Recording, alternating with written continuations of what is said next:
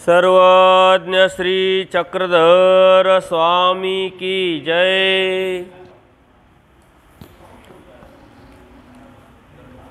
श्री कृष्ण मंदिर ट्रस्ट त्याचप्रमाणे सर्वज्ञ सेवा वासनिक मंडळ संभाजीनगर शाखा यांच्या वतीने आयोजित केलेला ब्रह्मविद्या निरूपण सोहळा याचा आज दुसरा दिवस आहे। पहिलं सत्र आहे। काल आपण 2 सत्र घेतले।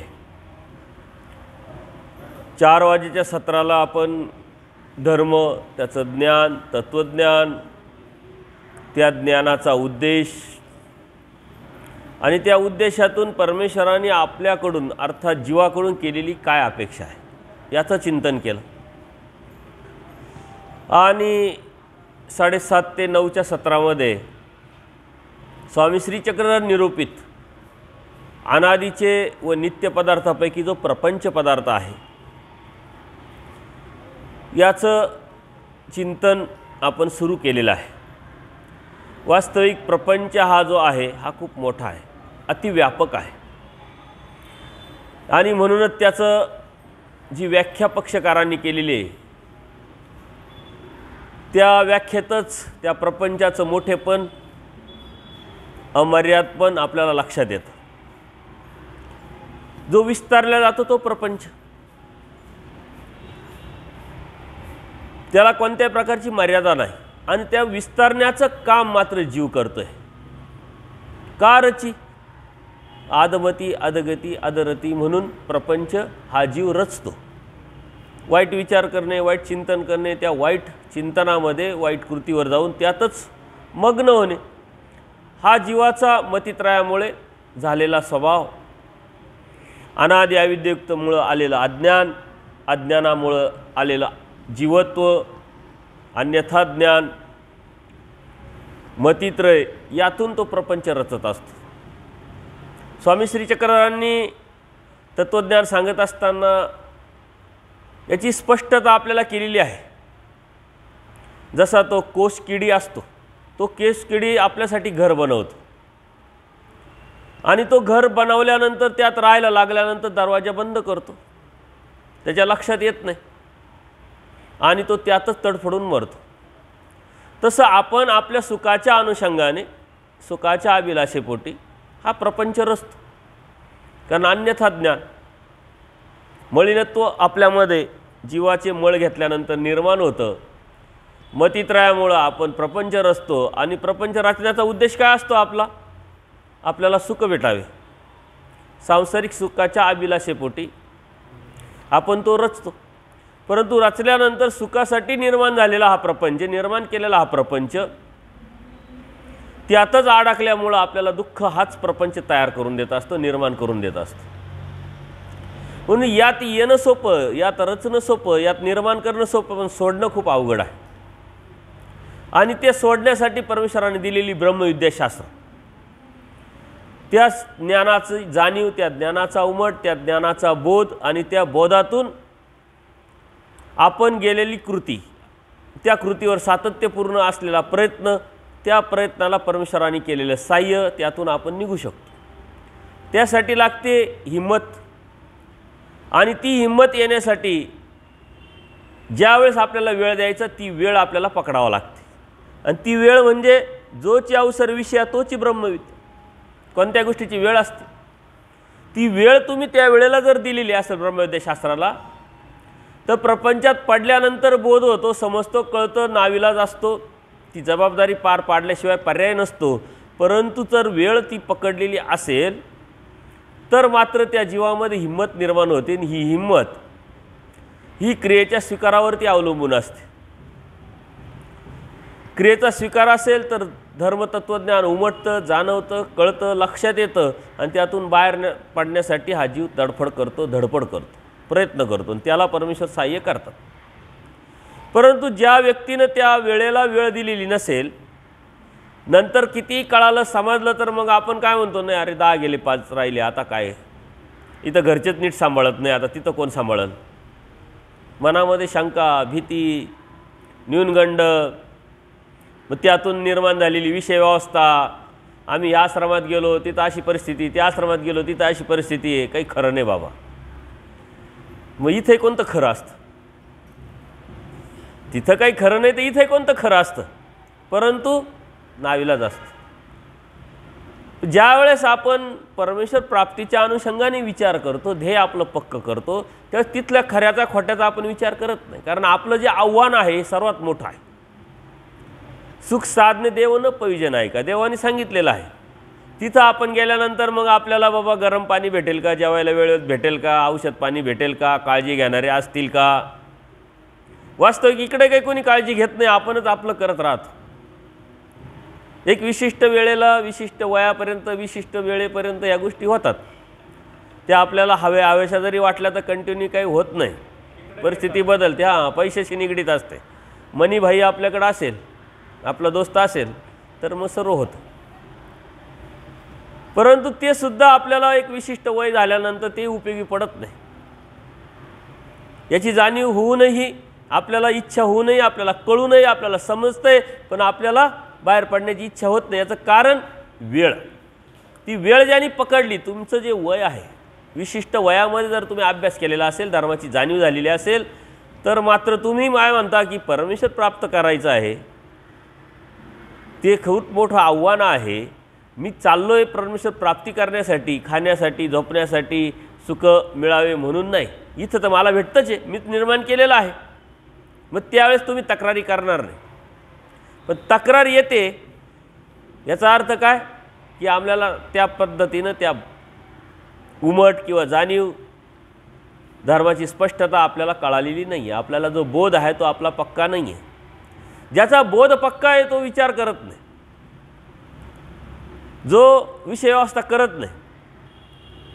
आणि आज व्यवहारी बुद्धी धर्म उपयोगाला लागावी. बरं, आश्रमांची परिस्थिती चांगली नाही, तुम्ही आश्रम तयार करू शकता. ही परिस्थिती तुमची. जोपर्यंत तुमच्यात ताकद आहे, शारीरिक असेल, बौद्धिक असेल, इकॉनॉमिक असेल, सामर्थ्य आहे तुमच्याकडं, तोपर्यंत ती व्यवस्था करून ठेवा ना. मग तुमच्या निमित्ताने 5-10 लोकांना जर तुम्ही आधार दिला तर तो एक प्रेमाचा उपाय होऊ शकतो. तो प्रेमाचा उपाय परमेश्वराला द्यायचं तर प्रेमच आहे, घ्यायचं तर आपल्याला प्रेमच आहे, त्यातूनच आपण उद्धार होणार आहे. जर पक्का आहे तर प्रेमाचा उपाय खूप सोपा सांगितलेला आहे. तुमच्यामध्ये सामर्थ्य आहे तर त्याचा वापर करा, आधार द्या, धर्माधरू दिजे. जर तो आधार धर्माला जर तुम्ही दिला तर प्रेमाचा उपाय जोडला जाईल, प्रेम होईल आणि उद्धार. खूप अवघड आहे का मग? परंतु प्रपंच, हा प्रपंच जो आहे तो उमजून देत नाही, समजून देत नाही, कळून देत नाही, लक्षात येऊ देत नाही. कारण आपण आपल्या प्रपंचाशी निगडीत नाही, आपण आपला प्रपंच करतच नाही, आपण साऱ्या दुनियाचा प्रपंच करतो. विचार करण्याची गोष्ट आहे. आपला प्रपंच किती दिवसाचा आहे बघा, विचार करा सहजच. मग आता आपला प्रपंच जो आहे एवढा विशिष्ट दिवसाचा, त्याच्या व्यतिरिक्त आपण काय करतो? आपण दुसऱ्याचे प्रपंच करतो. मग मुलांचा करतोय, मुलींचे करतोय, सामाजिक, नातेवाईक, आजूबाजूचे सारा प्रपंच आपण जो उभा केलेला आहे तो आपला नाही आहे, तो करावाच लागतो. हे कंपल्शन कोणालाच नसतं. तुमच्या मनात तुम्ही मानसिकता पक्की केली, करावाच लागतो. कंपल्शन मात्र काहीच नाही आहे. तो तुम्ही आपला समजले ना, अटॅच झाले तुम्ही. तुम्हाला असं विनाकारण भ्रम निर्माण झालेला आहे की बाबा मी नसतो तर यांचं काय झालं असतं. आणि होतं काहीच नाही, कारण अमर कोणी झालेलं नाही आहे.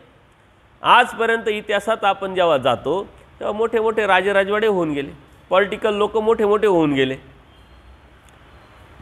ते गेल्यानंतर काही राहिलं का? नाही. जर बारीक जर विचार केला, ती गेल्यानंतर पाठीमागं डेव्हलप जास्त झालं, हे लक्षात घ्या. राजकीय लोकांचा विचार केला तर मुख्यमंत्री, माजी मुख्यमंत्री विलासराव देशमुख अचानक गेले, डेव्हलप झाले का रिवर्स आले? त्यांचे दोन मुलं, एक खासदार झाला, एक आमदार झाला, काही प्रॉब्लेम नाही आहे, डेव्हलप झाले. कितीतरी राजकीय लोक अचानक अटॅक होऊन जातात, ते गेले म्हणून मुलाला संधी भेटते, मिसेसला संधी भेटते. ते जर असते तर संधीच भेटली नसती, याचा अर्थ डेव्हलप झाले. म्हणजे आपण सुद्धा हा विचार करायचा का आपल्याकडे तर काहीच नाही आहे, आपण गेल्यानंतर डेव्हलप होणार आहे. आणि ते तर सुखाचं कारण आहे. तुम्हाला डेव्हलपमेंटसाठी चालेल सारं, मुलांची डेव्हलपमेंट, मुलींची डेव्हलपमेंट, आपल्या पाठीमागच्या नातेवाईकांची डेव्हलपमेंट. तुम्ही गेल्यानंतर डेव्हलपमेंट होणार आहे, तुम्ही असल्यामुळे डेव्हलप नाही होणार आहे, कारण तुम्ही तर खरा अडचण आहे. ही विचारधारा जर तुम्ही पक्की केली आणि समजून घेतली, जाणून घेतली, तर मग गेल्यानंतर डेव्हलप होणार आहे. तर ही तर आनंदाची बाब आहे, सुखाची बाब आहे. डॉक्टर साहेब, चांगली बाब आहे, कारण डेव्हलपमेंट कोणाला नको आहे? डेव्हलपमेंट तर पाहिजे. तर या साऱ्या ज्या गोष्टी आहे ह्या आपण लक्षात घेत नाही, आणि बोधाचं तेच कार्य आहे. कालच आपण सांगितलं, बोध म्हणजे निश्चयात्मक बुद्धी, बोल म्हणजे नो कॉम्प्रोमाइज, नो तडजोड. कशामध्ये तडजोड? आपल्या हिताच्या अनुषंगाने, आपल्या फायद्याच्या अनुषंगाने. एखादा व्यावसायिक असतो, तो हिताच्या अनुषंगाने तडजोड करत नाही. नफ्यामध्ये कमी जास्त करल, परंतु लॉसमध्ये देईल का कोणी? काही देत नाही. तो म्हणतो नाही, मग त्यापेक्षा नाही बिझनेस झाला तर चालेल, लॉस होत असेल तर थोडं कमी प्रॉफिट घेईल, परंतु तो लॉसमध्ये घेत नाही. तसं आपल्या जीवनाचा लॉसेस आणि प्रॉफिट आपल्याला जर लक्षात आलं तर आपल्याला बोध झाला असं समजायचं. आपल्याला लक्षात येत नाही. वास्तविक हे सारे अनुभव आपल्या सर्वांना आहे, कारण आपण संसारातूनच आलेले, प्रपंचातूनच आलेले आहे. त्यात अडकणं, किती वेळ देणं, हे प्रॅक्टिकल आपण अनुभवात आलो जर कळतो. आणि त्याचाही एक प्लस पॉईंट आहे की आज आपण धर्मात आहोत, आपल्याला बोध आहे, परमेश्वराचं तत्त्वज्ञान आहे, ब्रह्मविद्याशास्त्र आहे. जर नसतं तर तुम्हाला काय करावं लागलं असतं? ते करावंच लागलं असतं. कालच्या विषयावरती डॉक्टरांना सुद्धा थोडासा अनुभव आला की मुलांचा प्रपंच करायच्या मागं लागलो की आपला प्रपंच झालाच समजायचा. कारण आपला प्रपंच म्हणजे प्रपंच काय देवाने काल सांगितलं आहे? पापमूळ आणि दुःखमूळ. त्यांच्या प्रपंचाचा मागं लागला का मग पाप आणि दुःखच मिळवणार आहे तुम्ही जीवनामध्ये, सुख कधीच मिळू शकत नाही. आपला प्रपंच झाला आहे तर आपण दुसऱ्याचा प्रपंच, आणि बरं त्यांना हवं असं वाटतं असं काही नाही आहे. त्यांना त्यांचा प्रपंच आहे, त्यांची जबाबदारी आहे. एक विशिष्ट वेळ गेल्यानंतर ते म्हणतात आमच्या मुलांना कोणत्या शाळेत घालायचं ते आम्ही ठरवू, त्यांना काय करायचं आम्ही ठरवू, त्यांना काय द्यायचं आम्ही ठरवू. तुम्हाला काही कोणी विचारत नाही कोणत्या शाळेत घालावं. तुम्ही म्हणता आम्ही झेडपीच्या शाळेत शिकलो, ते म्हणतात तुम्ही गप्प बसा, तुमचे दिवस संपले.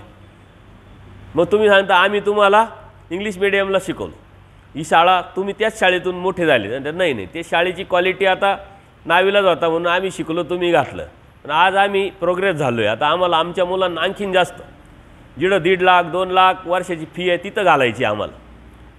तुमचं कोणी ऐकत नाही, परंतु तरी आपण तिथं राहतो.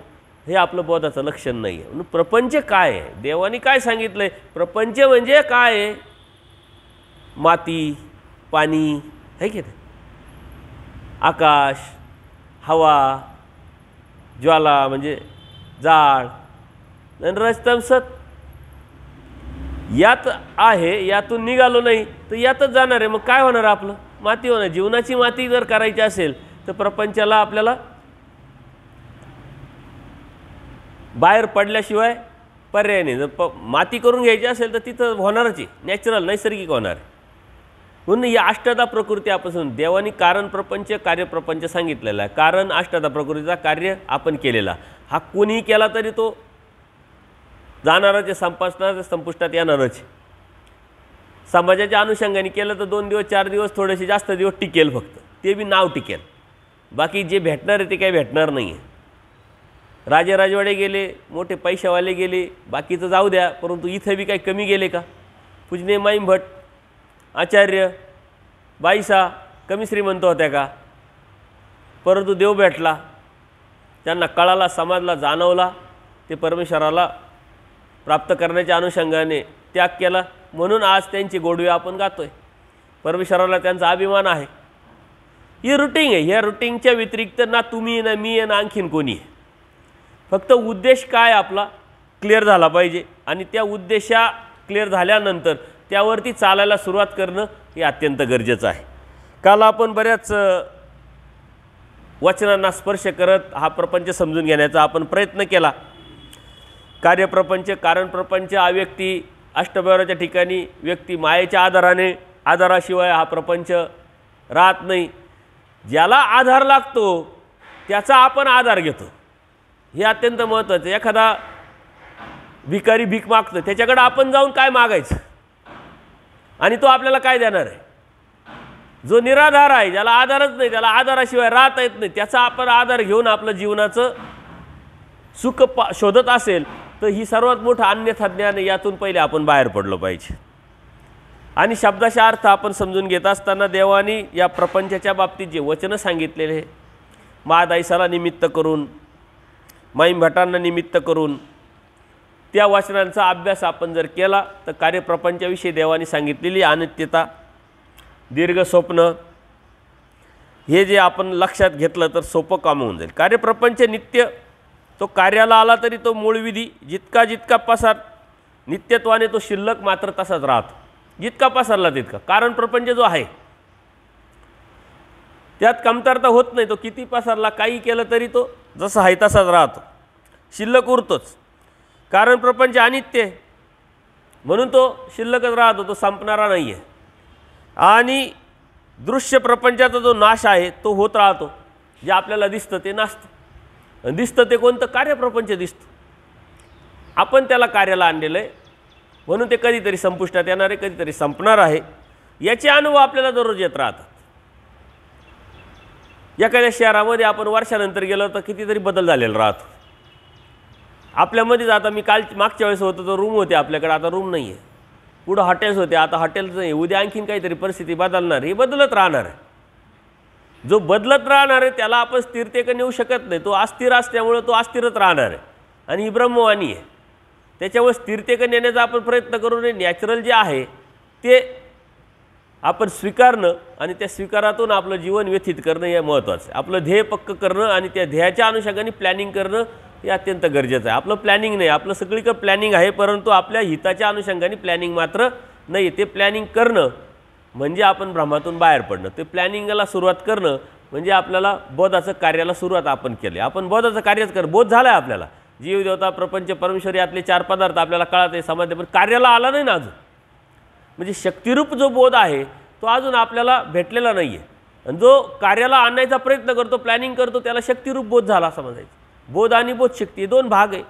पण ती बोधशक्ती परमेश्वराकडून जरी येत असली परंतु ती आपल्या कार्यावरती, आपल्या प्रयत्नावरती, आपल्या उद्देशावरती, ध्येयावरती ठरत असते. एक हात आपण दिला तर परमेश्वर 10 हात देतात, परंतु तो हात देण्याची प्रवृत्ती आपल्या मनामध्ये निर्माण झाली पाहिजे. म्हणजे दृश्य प्रपंच जो आहे तो नाश होत असतो. म्हणजे प्रपंच स्वरूपात दृश्य आहे त्या स्वरूपात तो कधीच राहत नाही.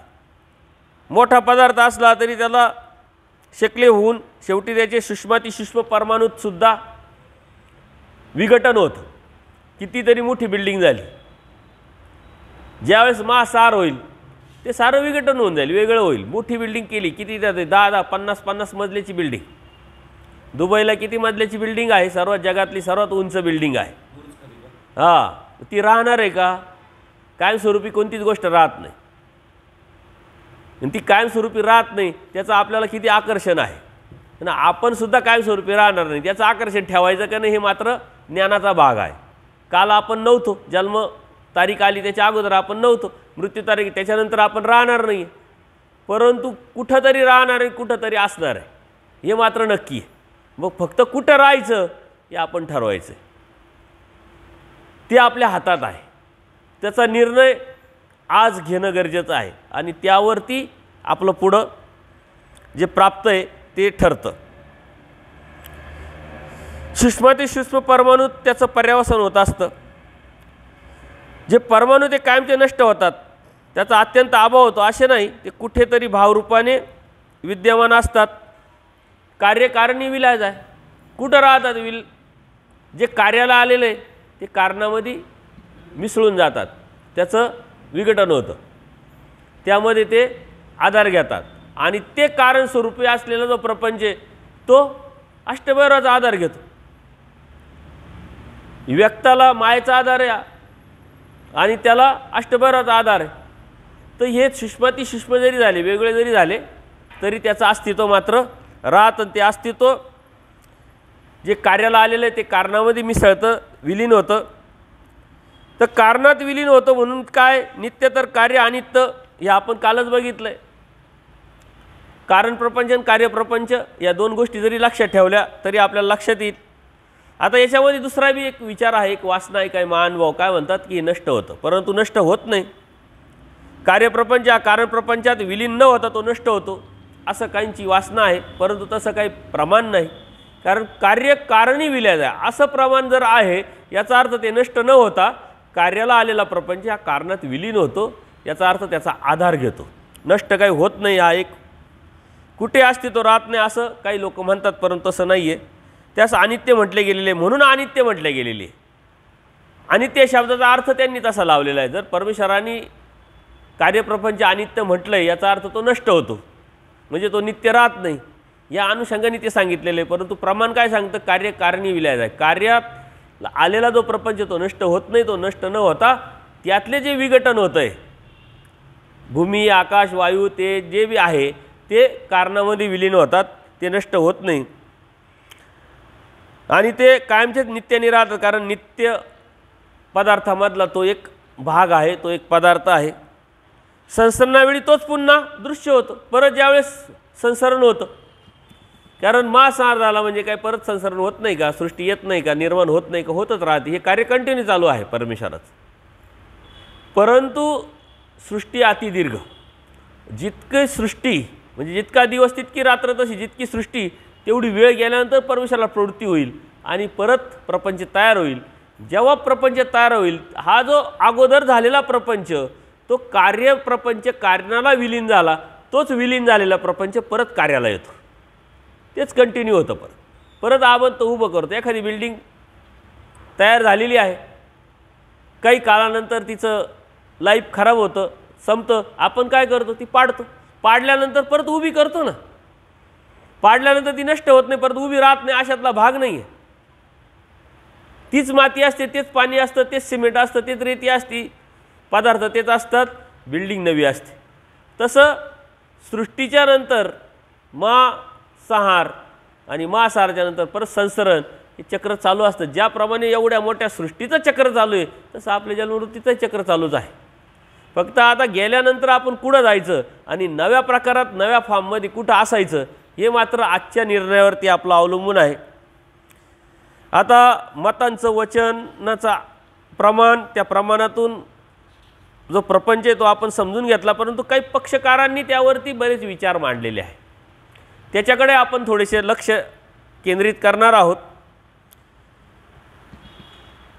सकळही प्रपंच पंचभूतिक त्रिगुणात्मक. सकळे जो प्रपंच आहे या पाच भूतांमधून त्रिगुणात्मक निर्माण झालेला रज तम सत्वानी. अनंत ब्रह्मांडातील सर्व प्रपंच पाच भूते तीन गुणांनीच असतं.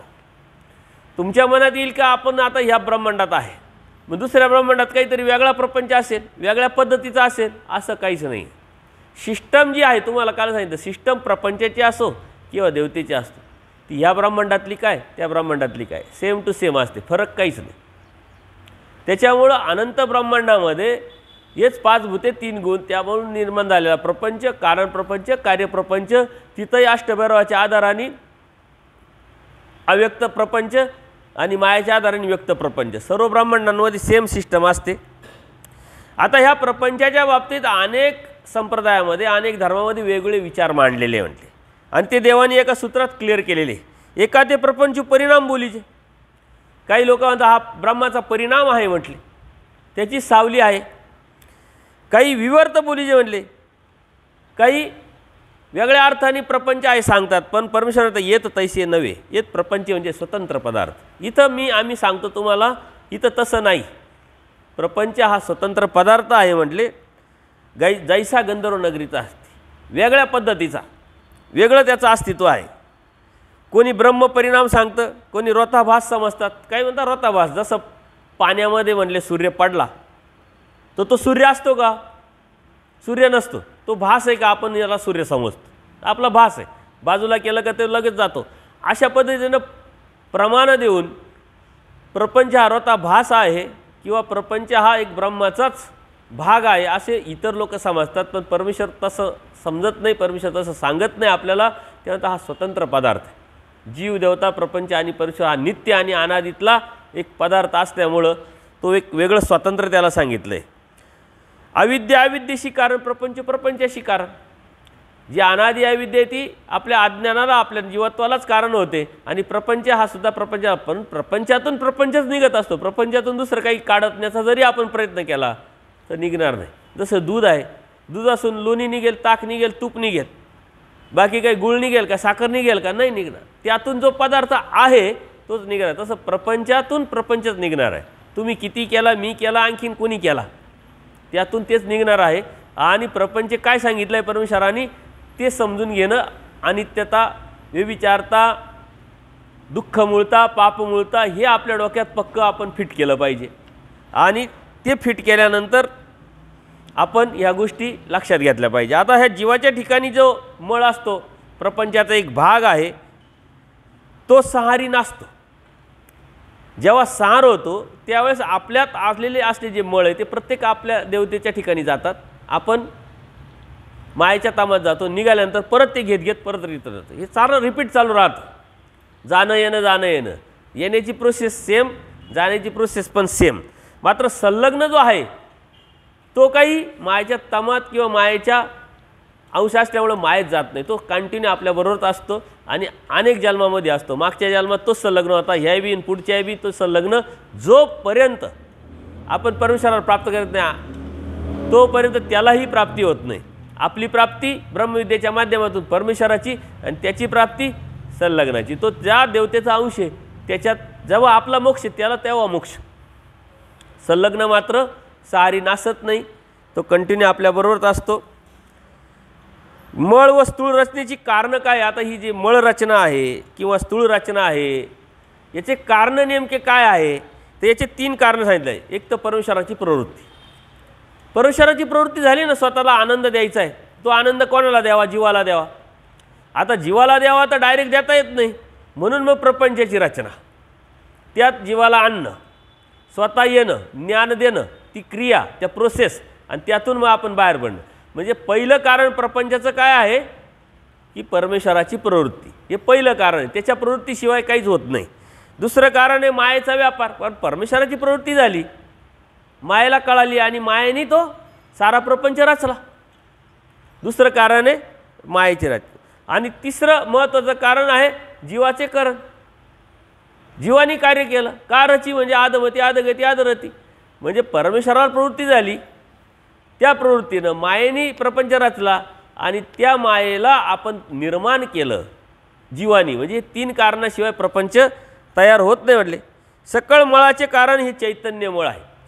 सर्वात आपल्यामध्ये जो मळ निर्माण झाला त्याचं पहिलं कारण काय? चैतन्यमळ. परमेश्वराने सांगितलं प्रवृत्ती निर्माण झाली आणि परमेश्वरांनी प्रवृत्ती निर्माण झाल्यामुळं त्या मायेने काय केलं? मायेच्या तमात असलेल्या जीवाला चेतवलं, उठवलं.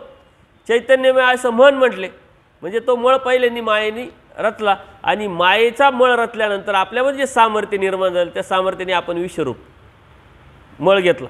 विश्वाचं सामर्थ्य आल्यानंतर आपण खाली अष्टभैरवाचं त्या सामर्थ्याने मळ रचला आणि असं खाली खाली प्रत्येक याला एक एक देवतेचा मळ आधार जाऊन आपण कर्मभूमीपर्यंत आलेलो आहोत. तर विश्वाख्य प्रपंची भूते तन्मात्रा म्हणजे विश्वदेव मूर्ती जी आहे कारणभूताची आहे. आता प्रपंचाची व्याख्या सांगितलेली आहे बघा परमेश्वराने. कुठं सांगितली? प्रपंचाची व्याख्या कुठं सांगितली परमेश्वराने?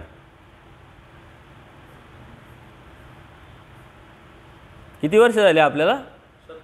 27. प्रपंचाची व्याख्या कुठं सांगितली ना बाबा? प्रपंच आम्ही करतो पण व्याख्या काय करायची त्याचं? काय काका साहेब, महावाक्यात 3रं सूत्र कोणतं आहे?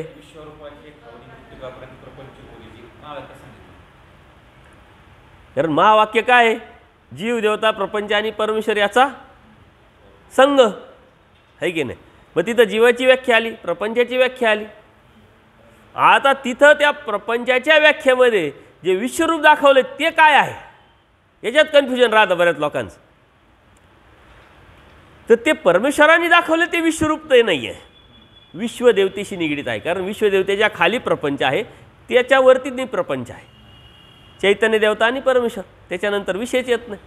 पण तिथून जे खालपर्यंत मृतिकापर्यंत त्याला प्रपंच म्हटलं गेलेलं आहे. हा सारा प्रपंचाचा भाग आहे. त्याच्यामध्ये कन्फ्युजन आपलं व्हायला नको म्हणून त्या विषयाला आपण स्पर्श केला.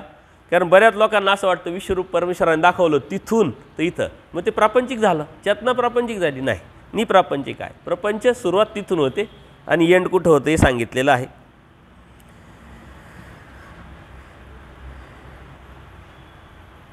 अजून काय तुमच्या मनामध्ये शंका? प्रपंच संपून टाका. काल सांगितलं ना तुमचा प्रपंच तुम्हाला संपवावा लागेल. ते लय डोकं दुखायला लागलं. संपून टाका एकदाचं आयुष्य.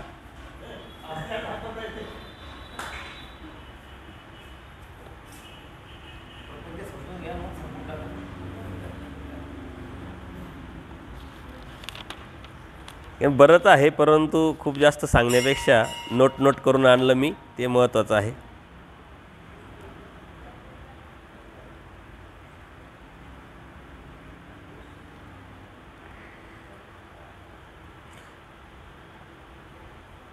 आता सूक्ष्म आणि स्थूळ काल आपण बघितलं ना. देवता मळांना सूक्ष्मदेव म्हणतात, ते मळ.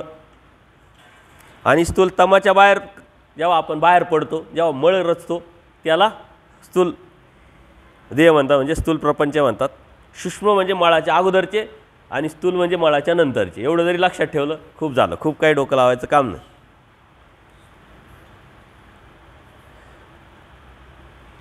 असा हा प्रपंच आहे. आता याच्यावरती खूप जास्त डोकं लावण्यात काही अर्थ नाही. दुपारी आपण याच्यावरती काही छोटीशी प्रश्नपत्रिका आहे ती आपण सोडून घेणार आहोत. परंतु काल तुम्ही विचारलेला अत्यंत महत्त्वाचा प्रश्न की या प्रपंचाविषयी एवढी अटॅचमेंट ह्या जीवाची का आहे? सारं कळतंय, वळतंय, समजतंय, पण तरी त्यातून बाहेर पडण्याची इच्छा का नाही आहे? तर त्याचं आपण काल थोडंसं चिंतन केलं की परमेश्वराने आपल्याला जो बोध दिला तो बोध आपल्याला परमेश्वराने दिलेला आहे. अहेतुक बुद्धभजन ज्ञानाप्रतिसाधन, कळत न कळत केलेली क्रिया आणि त्या क्रियेचा परिणाम कार्य म्हणजे बोध. आता बोध परमेश्वराने दिला अहेतुक क्रियेमुळं, पण बोधशक्ती जी आहे तीही अहेतुक क्रियेमुळंच मिळत असते. ती कळत न कळत केलेली आहे. बोध देण्याची जी प्रक्रिया आहे ती कळत न कळत केलेल्या क्रियेचा परिणाम आहे. आता कळून समजून उमजून मग क्रिया जेव्हा कराल आणि ती स्वीकारात पडेल तेव्हा बोधशक्ती भेटते.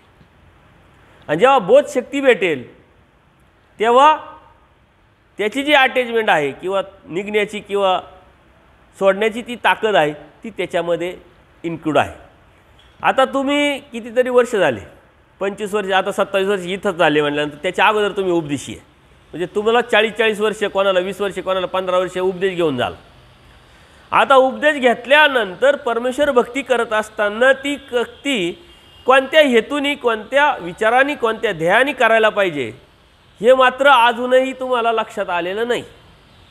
असं जर मी म्हटलं तर तुम्हाला आश्चर्य वाटेल की असं कसं काय? आम्ही तर परमेश्वर भक्ती करत आलो, परंतु परमेश्वर भक्ती कशाने, कोणत्या ध्येयाने, कोणत्या उद्देशाने, कोणत्या तत्वानी करायची असते?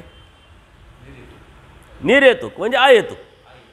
आणि ती अहेतुकपणे जर केली आणि ती स्वीकारात पडली, अहेतुक केलं तर स्वीकारात पडणारच आहे. कारण कळत न कळत केलेली अहेतुक क्रिया परमेश्वराच्या स्वीकारात पडली. इथं तर आता जाणते, जाणून समजून उमजून केलेली क्रिया ती 100% स्वीकारात पडेल. पण जेव्हा तुमचं ध्येय ठरेल की मला आता हेच पाहिजे आणि त्याच्यासाठीच मी आता हे करतोय, तेव्हा ती स्वीकारात पडेल. मग बोधशक्ती येईल आणि बोधशक्ती आली का मग आपण कार्याला लागतो. कारण बोध कार्याला येणं, त्यावरती आपण कृतीवर जाणं, देवता भक्ती सोडून, कर्मकांड सोडून, अंधश्रद्धा सोडून परमेश्वरा भक्तीला येणं. आता भक्ती तर लागतो, भक्ती तर करतोय आपण, परंतु भक्ती करत असताना पुढचं जे कार्य आहे ते बोधशक्तीद्वारे होत राहतं. ती बोधशक्ती स्वीकारात पडलेल्या क्रियेवर ठरत असते. जर तुम्हाला वाटत असेल की आता नाही तर कधीच नाही, आता सोडावं लागेल, त्याचं प्लॅनिंग करू, काय करू, आज करू, उद्या करू, पण काहीतरी करू, तुमच्या सतत डोक्यात जर विचार येत असेल तो, आणि त्या विचारातून चिंतन करून काहीतरी मार्ग काढण्याचा तुम्ही प्रयत्न करत असाल तर याचा अर्थ कुठंतरी ती क्रियेचा स्वीकार झालेला आहे. विचारच नाही येणं म्हणजे क्रियेचा स्वीकार नाही. विचार येणं म्हणजे क्रियेचा स्वीकार. त्या विचारावरती परत आपण परिपक्वतेने उभं राहणं. नुसतं म्हणतोय म्हणायचं त्याला अर्थ नाही आहे, आपल्याला करावंच लागेल. कोण काय म्हणेल, कोण काय सांगेल, कोण काय अडचणी सांगेल याला काही मतलब नाही. आता मात्र करायचंच आहे. हे जेव्हा तुमच्या मनात ठाम निश्चय होईल तेव्हा मात्र 100% क्रिया स्वीकारात पडली असं समजावं. आणि जेव्हा तुम्ही बाहेर पडाल तेव्हा मात्र क्रिया स्वीकारात पडली आहे म्हणून बाहेर पडली. बरं, आता ह्या ड्रेसमध्ये याल तेव्हा लगेच मग देवाचा देव भेटला ना उद्धार झाला का? नाही, इथं सुद्धा आलेली क्रिया आहे मग. परंतु त्यावेळेच्या क्रिया वेगळ्या आणि ह्यावेळच्या क्रिया वेगळ्या आहे. जे मागे केलं तेच आजही मी करायला लागलो तर मग रिझल्ट कोणता वेगळा भेटणार? रिझल्ट तर तोच भेटणार आहे. आता मला रिझल्ट जर वेगळा पाहिजे असेल तर माझी क्रिया वेगळी आहे. क्रिया करीतो ज्ञानी. आता इथं कोणती क्रिया? इथं जेवणाची क्रिया नाही आहे. आता परमेश्वर प्राप्तीच्या अनुषंगाने केलेली क्रिया ही कोणती आहे? ही आचरणाशी निगडीत आहे, ही त्यागाशी निगडीत आहे, ही विरक्तीशी निगडीत आहे. म्हणजे काल केलेल्या कळत न कळत केलेल्या क्रियेचा बोध झाला, बोधानंतर केलेल्या जाणतेने केलेल्या क्रियेचा त्याग झाला आणि त्यागानंतर केलेल्या क्रियेचा प्राप्ती झाली. स्टेप वेगळी, क्रिया तीच आहे, परंतु हेतू वेगळा आहे, उद्देश वेगळा आहे आणि त्याच्यामधलं पदार्थ वेगळे. कळत न कळत अहेतुक केलेले ते पदार्थच होते प्रपंचाचेच. जाणतेने केलेली क्रिया ते बी पदार्थच होते प्रपंचाचेच. मात्र त्यागानंतर प्रपंचाचे पदार्थ नाही. वेच हीच सामग्री. दाशीच्या दृष्टांताने जेव्हा तुम्ही त्या वरती जाल मग आचार्य त्याचा धर्म सांगितला आहे. क्रिया इथली क्रिया आता ही आचरणाशी निगडीत आहे. आणि आम्ही बी परत तुमच्याकडून पैसे गोळा करायचे आणि पंक्ती देत फिरलो आणि पुरवठे देत फिरलो तर मग आमच्या क्रिया आम्हाला लक्षात आल्या नाही. इथली क्रिया वेगळी, तिथली क्रिया वेगळी. पहिलीतला विद्यार्थी आहे त्याचा अभ्यासक्रम वेगळा आहे, 10वीतला विद्यार्थी त्याचा अभ्यासक्रम वेगळा आहे, कॉलेजचा विद्यार्थी त्याचा अभ्यासक्रम वेगळा आहे. विद्यार्थी तो आहे, विद्यार्थी आहे, विद्यार्थी कॉलेजचा आहे, परंतु त्याचा अभ्यास, त्याचं गांभीर्य, त्याचं बाकीचं सारं सिलेबस सारं वेगळं आहे. तसं एखादा अन्य मनुष्य आहे त्याच्यामध्ये निर्माण झालेली अहेतुक भाव ती वेगळा आहे. बोध झाल्यानंतर अहेतुक भाव हा वेगळा आहे आणि इथं आलेला अहेतुक भाव वेगळा आहे. म्हणून आम्ही काय करावं, तुम्ही काय करावं, ती एक स्टेप परमेश्वराने तत्त्वज्ञानातून आपल्याला सांगितलेली आहे. ती स्टेप जोपर्यंत समजत नाही तोपर्यंत आपण नुसतंच पळतोय मॉपमध्ये, गर्दीमध्ये. आणि ते समजणं हे धर्माचं म्हणून ज्ञानमोचक सांगितलं ना. ज्ञान मग कोणतं? त्यावेळेचं त्याचं ज्ञान वेगळं, याचं तुमच्या वेळेचं तुमचं ज्ञान वेगळं, इथलं आता ज्ञान वेगळं आहे, वेगळं सांगितलेलं आहे. त्याचं वर्गीकरण आपल्याला करता आलं पाहिजे, त्याची अचूकता आपल्याला समजता आली पाहिजे. नाही तर एखाद्या संस्कार असतो पंक्ती द्यायचा, तो दीक्षा केल्यानंतरही पंक्ती देत हिंडतो. आणि आजही बी तशी आहे लोक भरपूर.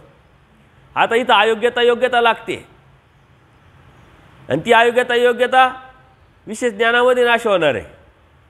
आज तिचा विचार किती करायचा आपण, ती अयोग्यता जोडणार नाही, जोडल्या जाणार नाही याचा विचार करायचा आहे. योग्यता वाढवण्यासाठी जर आपण त्याच्याच पाठीमागे पळत असेल, आचरण काहीच करायचं नाही, पंक्ती देत आम्ही फिरलो तर, नैतिकता काही सांभाळायची नाही, आम्ही अन्नदानच करीत हिंडलो तर ते काय उपयोगाचं नाही. तुम्ही बी जाणून समजून उमजून न घेता अन्नदानच करत हिंडले तर, अन्नदान ते उत्तम हे कर्मराटीचा सिद्धांत आहे. का बरं? त्याने ज्ञान आणि प्रेम बोधाला तो पात्र होणार आहे. जो बोध नाही आहे, जो अन्य देवतेचा भजक आहे, भजन करणारा आहे, त्याने भरपूर अन्नदान करावं. कारण कळत न कळत त्याचा एखाद्या ठिकाणी असा भाव निर्माण होणार आहे की मला देवाने आता सारं दिलं. जो त्या देवतेची भक्ती करत आहोत त्या देवतेकडे तो सांगतो मला आता काही नाही, मला नको काहीच, आता काहीच नको. हा भाव जेव्हा निर्माण होतो तेव्हा तू देवता ती स्वीकारू शकत नाही, कारण अहेतुक भाव देवतेच्या पलीकडचा आहे. कारण देव दृष्टपर देवता, त्याच्यामुळे दृष्टपर भक्ती, दृष्टपर क्रिया देवता स्वीकारते. त्याच्या पलीकडे अहेतुक भाव एकदा निर्माण झाला की मग तो बोधाला पात्र होतो. अन्नदान ते उत्तम. आता इथं आल्यानंतर ज्ञान आणि प्रेम मिळण्यासाठी अन्नदानच करावं लागेल, परंतु आता इथला भाव बदलला पाहिजे. अयतुक बुध भजन, अयतुक मायापूर भजन, इथं अयतुक शब्द जोडला आहे. तिथं हेतुक कळत न कळत, त्याला माहीतच नाही हेतू काय ना अयतुक काय आहे, माहिती काही माहीत नाही ना. तो करतोय, फक्त करायला पाहिजे, करायचंय. तो सिद्धांत तिकडचा आहे, तो आपण इथं लावून चालणार आहे का नाही. तिकडचे सिद्धांत तिकडं, इकडचे सिद्धांत इकडं. आणि आपल्यामध्ये तेच संभ्रमावस्था आहे की नेमकी आपले सिद्धांत कोणते, आपला धर्म कोणता, आपला आचार कोणता, आपला विचार कोणता. आपला म्हणजे दैवराटीचा. दैवराटीचा मूळ सिद्धांत काय आहे? पहिला आणि शेवटचा सिद्धांत दैवराटीचा काय आहे? सिद्धांत सिद्धांत वैराग्य. हे कशातून निर्माण होतं? निवृत्ती. निवृत्ती आपला सिद्धांत आहे. धर्म आपला कोणता आहे? निवृत्तीपर आहे ना. पण निवृत्ती कधी निर्माण होईल? वैराग्य येईल, ज्ञानातून होईल, ती विरक्ती येईल. निवृत्ती आपला धर्म आहे. आपला धर्माचा आता सिद्धांत दैवराटीचा निवृत्ती आहे. आणि आपण निवृत्तीचा विचारच करत नाही, रिटायरमेंटचा विचारच करत नाही. आपण म्हणतो नाही नाही, 58ला निवृत्ती झाल्यानंतर परत तरी दुसरीकडे ॲप्लिकेशन करतो, तिसरीकडे ॲप्लिकेशन करतो, चालू द्यायचं. जाऊन घरात बसून कंटाळा येतो. कुठंतरी कामाला गेलं, 2 पैसे भेटतील, दिवसही निघल, आहे की नाही. तसं इथं बोध झाला म्हणजे निवृत्त व्हायला पाहिजे ना तुम्ही. तुम्ही निवृत्त व्हायला तयारच नाही आहे. आपल्या धर्माचा सिद्धांत निवृत्ती आहे, दैवराटीचा सिद्धांत निवृत्ती आहे. आणि ते जर आपण विसरलो, निवृत्ती हा धर्म सिद्धांत जो आहे तो आपण जर विसरलो, तर मग प्रवृत्तीनं आपण करत राहतो. आणि हे सारं आपलं निवृत्ती व्यतिरिक्त चालू आहे. निवृत्तीचा विचार करतोय का आपण? निवृत्तीसाठी करतोय का आपण? नाही. निवृत्तीचा विचार करून जेव्हा कराल तेव्हा मग आपली प्रोग्रेस परमेश्वराला जी अपेक्षित आहे बदलाची ती होईल. आपल्या डोक्यात जर निवृत्ती असेल, कालच मी सांगितलं, जर ज्याला देवच पाहिजे, देवच मिळवायचा, त्याला काही करायचीच गरज नाही. कोणतं काय करायची गरज नाही. त्यांनी जे परमेश्वराने सांगितले ते करायचं. बाकीचं जे आज तुम्ही करत आले किंवा करत राहणार आहे ते करायची गरज नाही. हे कोणासाठी आहे ते कोणासाठी आहे लक्षात घ्यायचं. ज्याला देव पाहिजे ना त्याच्यासाठी वेगळा विषय आहे. ज्याला देव नाही पाहिजे, देवाकडून सारं पाहिजे, त्याच्यासाठी विषय वेगळा आहे.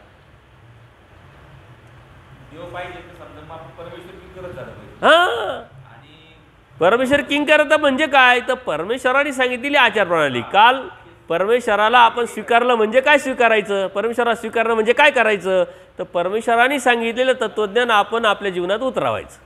मग काय सांगितलं आहे परमेश्वराने? त्याग सांगितला आहे, निवृत्ती सांगितली आहे, आचाराशी निगडीत असलेली नैतिकता सांगितलेली आहे. आणि ती जर आपण करत नसेल याचा अर्थ आपल्याला देव नाही पाहिजे, देवाकडून सारं पाहिजे. म्हणून देव जर पाहिजे असेल तर प्रपंचातूनच आलेल्या ज्या गोष्टी आहे त्या प्रपंचाला देऊन टाकणे तो आपला विषय नाही असं समजून परमेश्वर प्राप्तीच्या अनुषंगाने प्रवास करणे. तत्त्वज्ञानाच्या अनुषंगाने जर बघितलं तर विषय हा खूप मोठा आहे, परंतु तरी समजेल उमजेल लक्षात येईल अशा पद्धतीनं आपण 10वीत एकदा विद्यार्थी पास झाला का मग तो विचार करतो की मला डिग्री कोणती पाहिजे.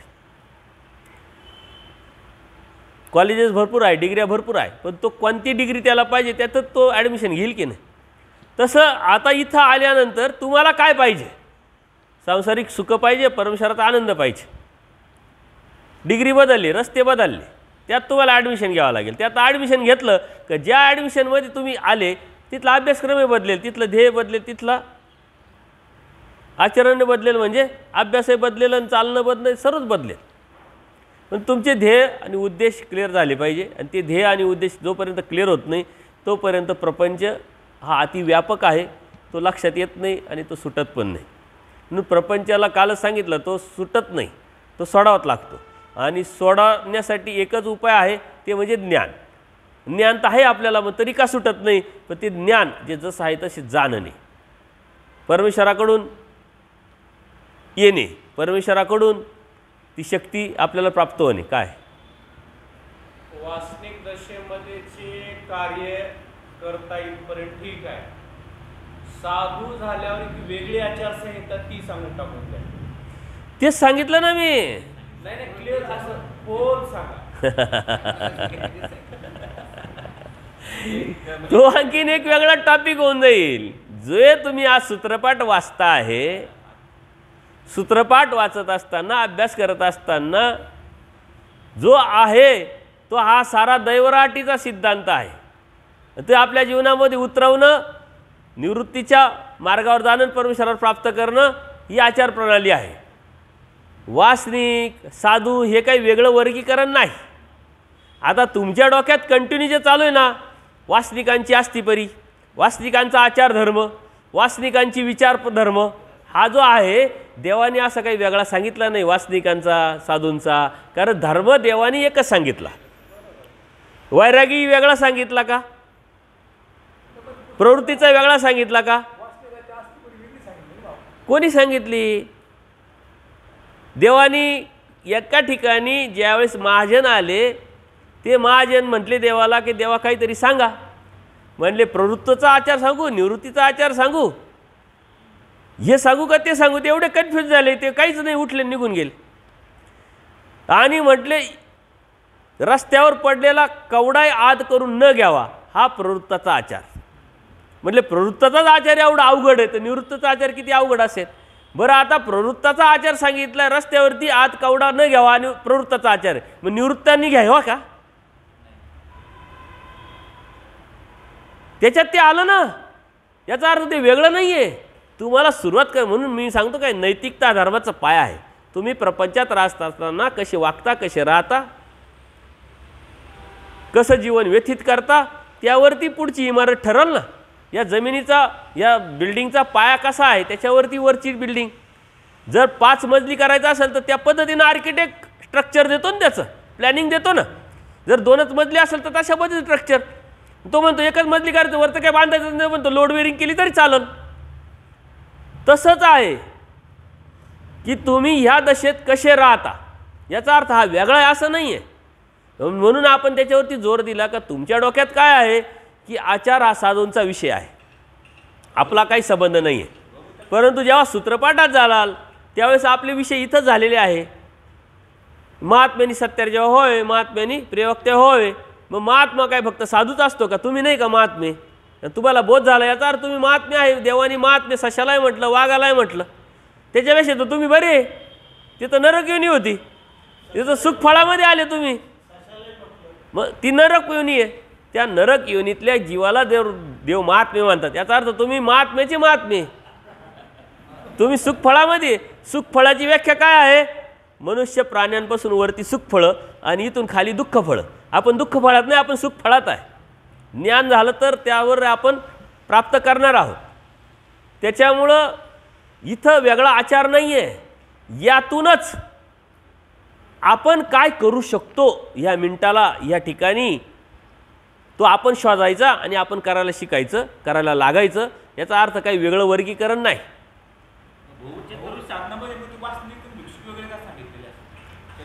वासनिक आहे तो देव मिळावा ही वासना ठेवणार आहे, प्रपंचातला आहे. परंतु वासना काय? देव मिळवायचा आहे, देव मिळाला पाहिजे.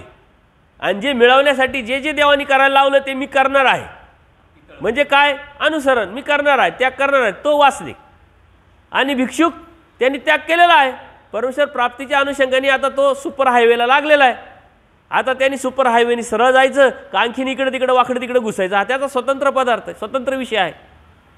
त्याच्यामुळे तुमच्या डोक्यातलं जे आहे ना वर्गीकरण ते पहिले काढून टाका.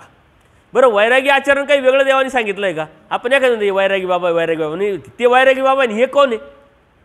वैरागी हे अंतर्मनातला एक प्रवृत्ती आहे, त्याने ती स्वीकारलेली आहे. याचा अर्थ दुसऱ्यांनी स्वीकारली नाही असं नाही, प्रत्येकाने स्वीकारली पाहिजे.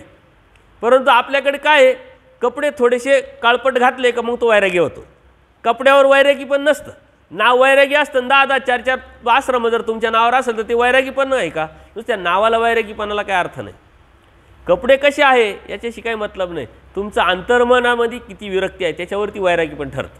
त्यागाशी निगडीत असलेलं आहे. या मात्र फलोभोग विरागो वैराग्यम.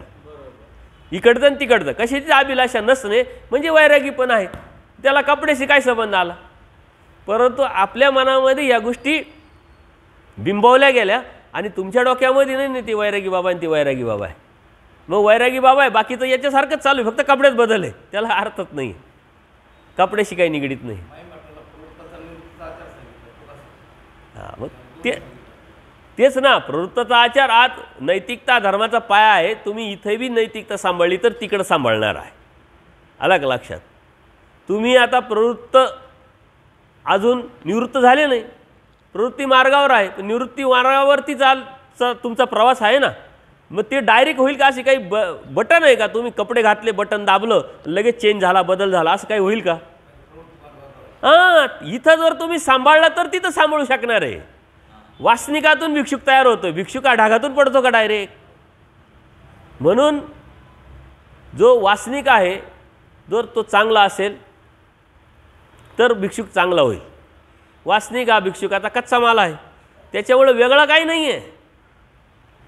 जर जो वासनिक आहे तो आदर्श जर झाला, आदर्श वासनिक, तोच आदर्श भिक्षुक होऊ शकतो. तुम्ही वासनिक अवस्थेमध्ये कुटाळे काटाळे केले, भामटे चोऱ्या बाऱ्या केल्या, आणि तुम्ही काय इकडं लगेच बदलणार आहे का? काही वॉशिंग मशीन आहे का? टाकले इकडून लगेच तिकडे निघाले, साफ झाले? नाही. त्याच्यामुळे हा आचार तो आचार काही वेगळा नाही, आचार एकच आहे सर्वांसाठी. आता तुम्ही यातलं किती घेऊ शकता? सारे विद्यार्थ्यांना पेपर सारखाच असतो, प्रश्नपत्रिका सारखीच असते. मग एखादा 98% पाडतो, एखादा 90%, एखादा 64 वरती येतो. कारण का? 64 वाल्याला प्रश्न कमी लिहिता आले, म्हणजे कमी आचार करता आला. 90 वाल्याला त्याच्यापेक्षा जास्त पेपर सोडवता आला, 98 वाल्याला त्याच्यापेक्षा जास्त पेपर सोडवता आला. पेपर सोडवणारे तिन्ही आहे. तसे तुम्ही पेपर सोडवणारेच आहे, आम्ही पेपर सोडवणारेच आहोत. आता तुम्ही किती टक्केवारी सोडवायची, म्हणजे तुम्ही किती करायचं. म्हणून आज तुम्ही जेव्हा आचार्य योग्यता विचारे दृढता, जेव्हा आचाराच्या बाजूने वास्तविक विचार करल तेव्हा त्याच्या विचारामध्ये दृढता निर्माण होईल. ती विचाराची दृढता कोणती अपेक्षित आहे? त्यागाची. तुम्ही जेव्हा आचार करायला सुरुवात कराल या अवस्थेत, तेव्हा परिपक्वता विचाराची येईल. त्यावेळेस तुम्ही कॉम्प्रोमाइज करणार नाही, तडजोड करणार नाही.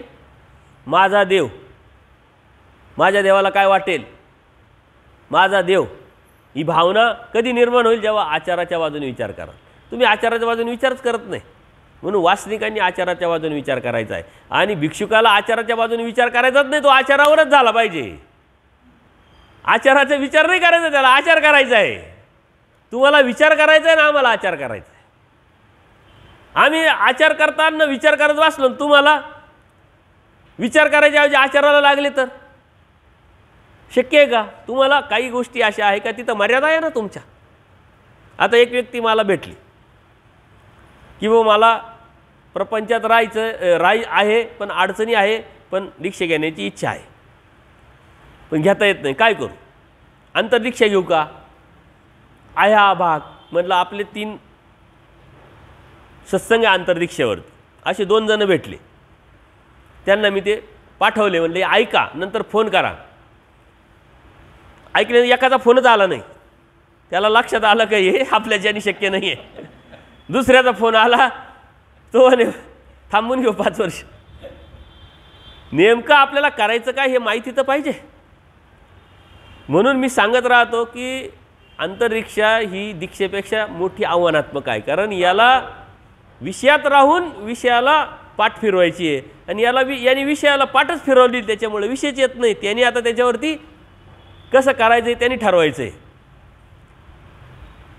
सारं समोर दिसतंय, परंतु त्याचा उपभोग घ्यायचा नाही, आणि काहीच समोर नाही आहे त्याचा तो उपभोग घेणारा नाही. म्हणजे हा श्रेष्ठ झाला का, हा श्रेष्ठ झाला, याच्यासमोर काहीच नाही म्हणून हा खात नाही. याच्यासमोर सारं आहे पण खात नाही. असताना न खाणं आणि नसताना न खाणं फरक आहे ना. म्हणून अंतर्दीक्षा याच्यापेक्षा अवघड आहे, परंतु कोणीच करू शकत नाही, अशातला भाग नाही. ते सर्वात मोठं आव्हान आहे. इथं ड्रेस कोड असल्यामुळे थोडा फरक पडतो, तिथं काहीच नाही आहे, ते दिसतच नाही, समजतच नाही. त्याला सतत भानात राहावं लागेल आणि ध्येय पक्क करावं लागेल. म्हणून तुम्ही ज्यावेळेस आचाराच्या बाजूने विचार कराल त्या एक प्रकारे काही टक्क्यामध्ये ती अंतर्दीक्षात आहे. परंतु जेव्हा तुम्ही करायला सुरुवात कराल, आणि तुम्हाला मी सांगितलं होतं मागच्या वेळेस सूत्रपाठामध्ये जा, अशी किती सूत्र आहे की तुम्ही आजच करू शकता, ते लिहा आणि ते करायला सुरुवात करा, तुमची अंतर्दीक्षा झालीच आहे. आणि यातूनच स्ट्रक्चर वाढत वाढत जाणार, परिपक्वता येणार आणि पुढे जाणार आहे ना. तुमच्यामध्ये हिंमत येण्याचं न कारण काय, पुढं सरकायचं न कारण काय, हेच कारण आहे. तुम्ही आचारात अजून विचारच केलेला नाही आहे. तुम्ही विचार कशाचा करताय, धर्माचा, धार्मिकतेचा. धर्म आणि धार्मिकता तुम्ही काय म्हणून घेतलेले, स्थान करणे, विड्यावान आणि क्रिया करणे, याच्या व्यतिरिक्त काहीच नाही आहे. पण धर्म याच्याशी निगडीत आहे का, धर्म आचाराशी निगडीत आहे. धर्म कर्मकांडाशी निगडीत आहे का, धर्म त्यागाशी निगडीत आहे, त्याचा विचारच करत नाही. जेव्हा तुम्ही त्याग करायला सुरुवात करा, आचार करायला सुरुवात करा, हे करायची गरज आहे का तुम्हाला, हे करत नाही म्हणून हे करताय तुम्ही. हे जेव्हा करायला सुरुवात कराल तेव्हा हे करायची काही गरज नाही. हा कोण करतंय मग, यांनी तो शेवटचा विचार केलेला नाही आहे, त्याच्या ते लक्षात आलेलं नाही आहे आणि त्याला त्याग करण्याची इच्छा नाही आहे. तो त्याग करेल का नाही याची शंका त्याच्या मनामध्ये आहे. म्हणून तो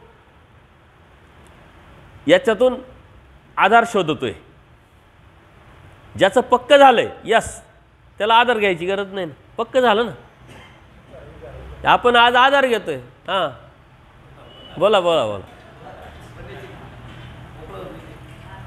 त्याग नाही केला तर आश्रम होणार नाही, त्याग नाही केला तर शिष्य होणार नाही, त्याग नाही केला तर महंती मिळणार नाही, त्याग नाही केला तर पत्रिकेवर नाव येणार नाही. मग साधू व्हायचं कशाला.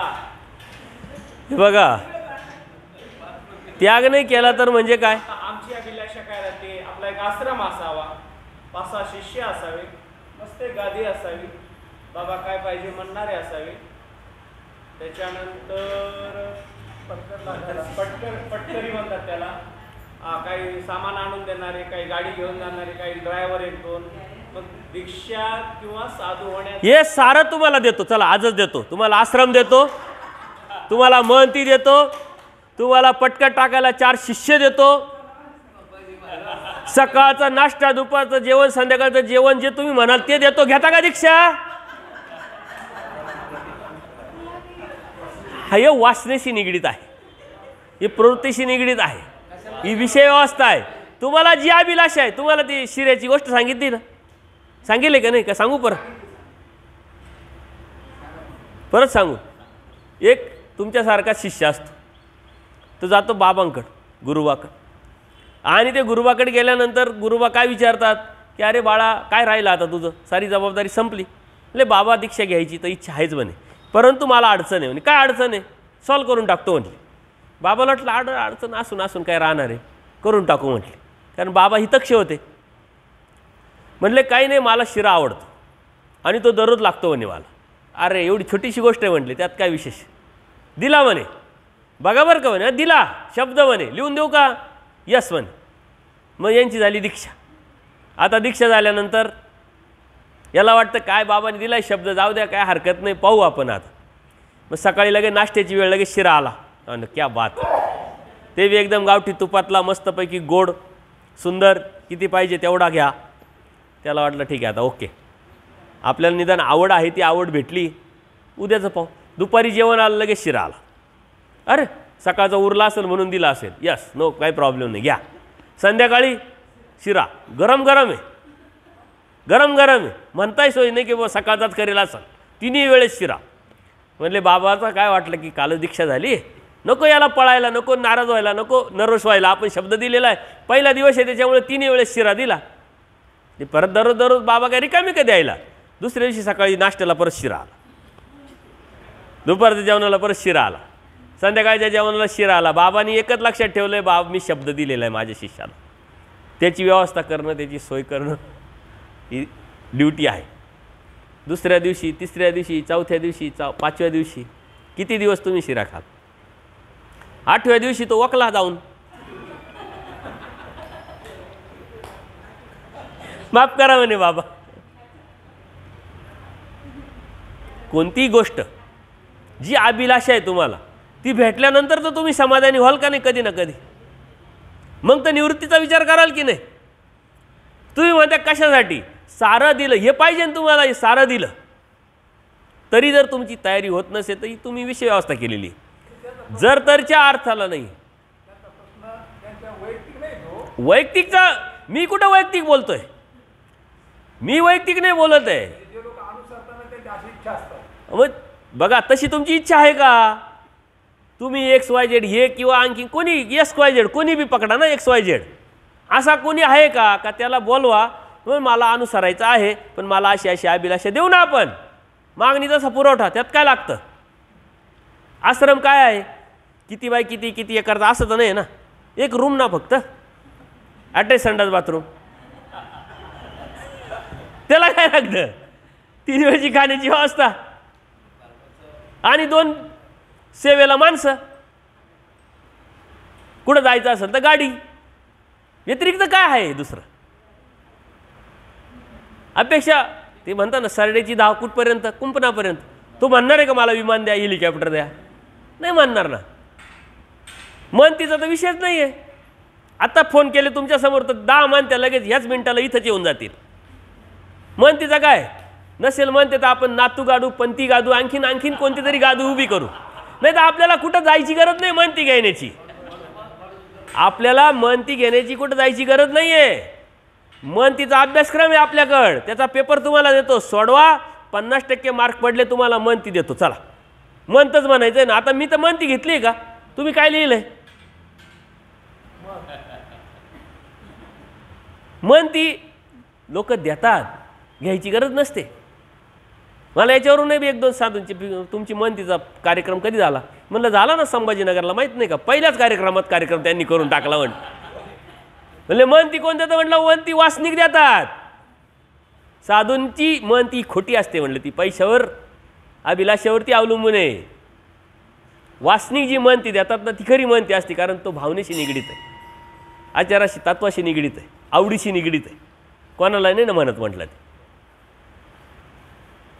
या ज्या विचारधारा आहे यात कन्फ्युजन न होण्यासाठी आपल्याला सरळ जायचं आहे. तुमच्या मनातला प्रश्न काय आहे की त्याग करायचा आणि तिथं जाऊन परत उभं करायचं, मग घ्यायचंच कशाला? हा नेमका प्रश्न होता. हे मला माहिती आहे तुमचे प्रश्न काय असतात, परंतु ते निर्माण नाही होत आहे. निर्माण करायचं नाही आहे, निर्माण होतं ते आपोआप. परत तिथलं आता मी इथं मी जेवण करतो ना, तुम्ही जेवण करता, मी जेवण करतो. तुम्ही गाडी वापरता, मी गाडी वापरतो. तुम्ही सत्संग ऐकता, मी बी सत्संग ऐकतो. तुम्ही सत्संग घेऊ शकता, मी बी सत्संग घेऊ शकतो. सेम टू सेम आहे ना, परंतु आतली जी अटॅचमेंट आहे ना यातला फरक आहे, स्ट्रक्चरचा फरक आहे. हे लक्षात घ्या. तुम्हाला सेम टू सेम दिसत असेल, कर्म तर तुम्ही करताय, कर्म आम्ही करतो. तुम्ही आसक्तीनं कर्म करता, आम्ही अनासक्तीनं कर्म करतो. तुम्ही आम्हाला टेस्टर नाही लावू शकत की बुवा अनासक्त आहे का सक्त आहे, बघू रेड लागलं का सक्ती, येलो लागली का अनासक्ती, असं तर नाही लावू शकत. हा आंतरिक भाव आहे. बरं आम्ही साऱ्या समाजाला फसू, साऱ्या दुनियाला फसू, आम्ही आम्हालाही फसू, देवाला फसू काय? देवाला फसू शकतो काय कोणी? ऑलरेडी जीवसुद्धा जीवाला फसू शकत नाही. जेव्हा आम्ही तुम्हाला फसवतो तेव्हा आम्ही तुम्हाला फसवत नाही, आम्ही आम्हाला फसवतो. आम्ही फसलेलो असतो, कारण कर्म तर केलं आणि त्याचा भोग तर आम्हाला भेटणार आहे. तुम्हाला आम्ही फसवलं, त्याचा कर्माचा भोग तुम्हाला थोडी भेटणार आहे, आम्हाला भेटणार. खोटं बोलून तुमच्याकडून काहीतरी मिळवलं तर त्याचा भोग तुम्हाला का आम्हाला? मग आम्ही फसलो का तुम्ही फसलो? जीव जीवाला फसू शकत नाही. जीव जीवाला स्वतःलाच फसू शकतो, समाजाला फसू शकत नाही, तो स्वतःच फसत असतो. हे जर लक्षात घेतलं तर ध्येय जे आहे ते आपलं पक्कं होईल. त्याच्यामुळं आपण कोणी कोणाला फसू शकत नाही, आपण आपल्याला फसवतो. प्रश्न उत्तर जे आहेत ते आता 20 मिनिटात घेऊन टाका हा विषय. नाही नाही नाही, तो मोठा विषय आहे. झाला 1 तास संपला आपला, 1 तास वेळ झालेला आहे. 4 वाजेला प्रश्नपत्रिकेचा विषय आपण घेऊ आणि मग संध्याकाळी आपण डायरेक्ट परमेश्वराच्या विषयाला स्पर्श करू.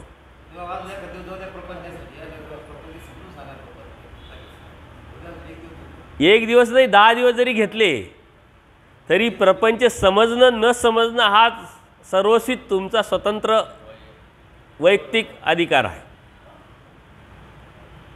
तुम्ही किती केला, काही केला, कसाही केला, प्रपंच प्रपंचचा असतो. आमदाराचाही प्रपंच असतो, खासदाराचाही प्रपंचचा असतो, तुमचाही बी सर्वसामान्यांचा असतो, मध्यमवर्गीयांचा असतो, नोकरदाराचा असतो, व्यवसायाचा, सारा प्रपंच सेमच असतो. खूप पैसा आहे म्हणून तो काही सोन्याची चपाती खात नाही, त्यालाही भाजी चपातीच लागते. सेम पदार्थच असतात, तेल असतं, फोडणी असतं, मीठ असतं, मिरची असते, काही वेगळं काय असतं? जे तुम्हाला झोपायला येते त्याला झोपायला असतं. सेम टू सेम सारं असतं. तुम्ही हसता तसं तो हसतो, तुम्ही रडता तसं तो रडतो, तुम्ही पैसे खर्च जिथं करता ते करतो, फक्त थोडासा फरक असतो. तुम्ही फॅन घेणार 700ला तर तो 1400ला गेला, परंतु कार्य तर फॅनचं सारखंच आहे ना, गादीवर कार्य तर सारखंच आहे ना. तुम्ही स्वतः घरी बनवता, स्वयंपाक खातात, त्यांच्याकडे 4 मोलकरी नसतील कामाला, पदार्थ तेच आहे ना. खाण्याचं कार्य केल्यानंतर पोट भरणं हेच कार्य आहे ना. उलट ते घाण खातात, पैसे जास्त असते ते नॉनव्हेज जातात, हॉटेलमध्ये जातात, घाण खातात. तुमच्याकडे आपल्याकडे कमी असल्यामुळे आपण व्यवस्थित सात्विक अन्न खातो. आपण श्रीमंत का ते श्रीमंत? बरं, सात्विक विचारधारा आहे आपल्याकडे, बोध आहे, परमेश्वराचं ज्ञान आहे. श्रीमंती कोणाकडे आहे? श्रीमंती सर्वात जास्त तुम्ही. ज्याला बोध झाला तो श्रीमंत. राजपुत्र किंगा, राजाचा पुत्र श्रीमंत असतो की बाकीचे नोकरदार श्रीमंत असतात? ज्याला बोध झाला त्याची श्रीमंतीला मर्यादाच नाही. कितीतरी लोक आहे मोठे, श्रीमंती पैशावर नसते ठरत, श्रीमंती विचारावर ठरत असते, ज्ञानावर ठरत असते, त्यावरती जाणाऱ्या कृतीवर, आचारावरती ठरत असते. तर श्रीमंती काय पैशावर ठरत असती तर एखाद्या श्रीमंताचं नाव सांगा. सांगाल तुम्ही, अंबानी सांगाल, मित्तल सांगाल. त्याच्या अगोदर कोण होतं? त्याच्या अगोदरचा जे आज श्रीमंत, त्याच्या अगोदरच्या श्रीमंतीचं नाव सांगा. विसरले तुम्ही? माहीत नाही आहे तुम्हाला? त्याच्या अगोदर, त्याच्या अगोदर. याचा अर्थ श्रीमंती कशात आहे? बरं, संतांचे नाव सांगा. बरं, सांगता येतील तुम्हाला 5-10 संतांचे नाव. राजांचे नाव सांगा, छत्रपतींचे नाव सांगता येईल तुम्हाला. मग श्रीमंती कशावर आहे? पैशावर का विचारावर, आचारावर? ज्यांनी इतिहास घडवला ते श्रीमंत, ज्यांनी पैसा कमावला ते श्रीमंत नाही आहे, हे लक्षात घ्या. आचार्यांकडे काय पैसा होता काय? माईम भाटांकड, महादाई संकट, बाई संकट, त्याग होता, निष्ठा होती, म्हणून त्यांचे गोडवे आपण गातोय ना. श्रीमंत ते. या श्रीमंतीच्या भ्रमातून पहिले आपण बाहेर पडणं म्हणजे प्रपंचातून बाहेर पडणं. कारण श्रीमंती हा प्रपंचाचा एक भाग आहे आणि तो नश्वर आहे, तो संपणार आहे. पैशाने श्रीमंती ठरत नाही. तुम्ही आता एवढ्या वर्षापासून पैसे कमावताय, किती बॅलन्स आहे सांगा? मी घेणार नाही, मागणारही नाही. मी एका ठिकाणी गेलो सत्संगाला, सत्संग झाला, त्या 1-2 लेडी आल्या, भगिनी, बाबा आम्हाला उपदेश घ्यायचा आहे. म्हटलं तुमच्या घरचे? म्हणजे आमच्या घरी देवपूजा आहे, सासू सासरे उपदेशी. म्हणते मिस्टर, बाकीचे आहे ना, हे बरोबरच आहे. त्यांना बोलवलं, म्हटलं ती उपदेश घ्या, तुम्ही का उपदेश नाही घेत? म्हणे अडचण आहे म्हणे बाबा. तर ती ताई म्हणे अडचण काही नाही म्हणे, आमच्याकडे पोल्ट्री आहे म्हणे.